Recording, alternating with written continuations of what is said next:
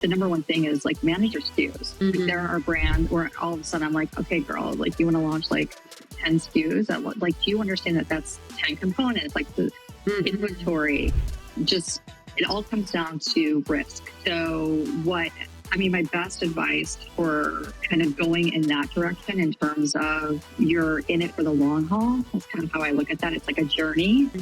Find success early, where it's like focus on getting $1 million SKU. Because again, it's like if you're launching 5 SKUs and you're a brand that just is launching and you're launching 5 SKUs, you get all this press.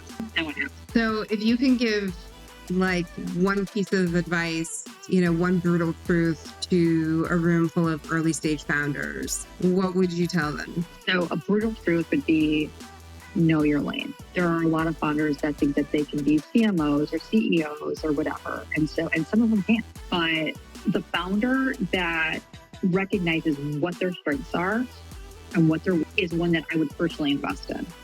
Yeah. The ones that come and they're like, I can do all these things and and it's just like, okay, but you need a support system. What does that look like? How do you envision that? Because eventually, and maybe again, this is not a part of their goal, but eventually you want to scale up, right? You want to get bigger. Right. So the jack of all trades is awesome at the beginning, but then really understanding like, you know what, my end goal is to get an operator in here. Right. So that I can do the stuff I know I'm good at. Right. That's all forward facing and doing all these things. So, and sometimes that's a really hard journey to like reconcile. Yeah.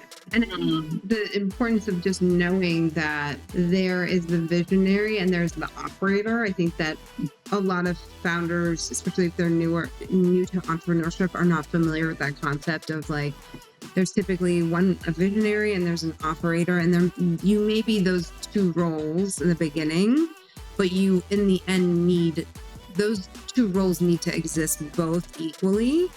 And typically the entrepreneur is the visionary more than the operator usually. But it's knowing that, okay, like there needs to be, like you need to outline, if you're that one person, you still need to outline like your visionary role and then your operator role. And you need to be doing essentially both in the beginning if it's just you and you can't work with that. Yeah.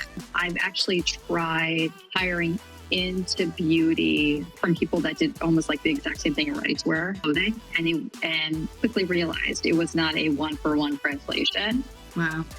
And I've just learned over the course of my life that someone in beauty can acclimate pretty much into any category because beauty is so difficult.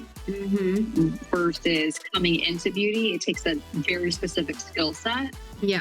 And it can, which when you find the rock stars, you want to hold on to them. Yeah, of course. Absolutely. But yeah, there's so many things in beauty that make it more complicated, whether it's the lead times because of development, the testing, the regulations, .com native, or if they have freestanding stores, like crossing that barrier of how do you get someone to buy a fragrance online. There's also this nuance of story. There's this whole other layer of storytelling that has to have this emotional aspect. And certainly that's the case, I think, to a degree with other products.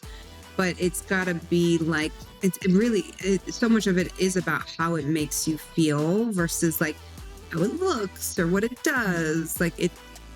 Yes, skincare that's clinical might be about what it does, but like, what's the whole reason why someone's using that or reaching for that product in the first place? One sort of underrated superpower that a founder could have that has nothing to do with like being good at business that you've seen really would help. Yeah, I think just like an underlying grit, perseverance. Yeah. Like being able to just, and it doesn't have to be kind of undulating, it just needs to be this like steady self-confidence that you're willing to do whatever it takes to stand behind. And it doesn't matter what you're doing, whether it's parenting, coaching a soccer team, building a business, it's like that just every day. It's that consistency and driving towards whatever that goal is, because honestly, no one's going to care as much about it as you are. And you have to remember that. Absolutely.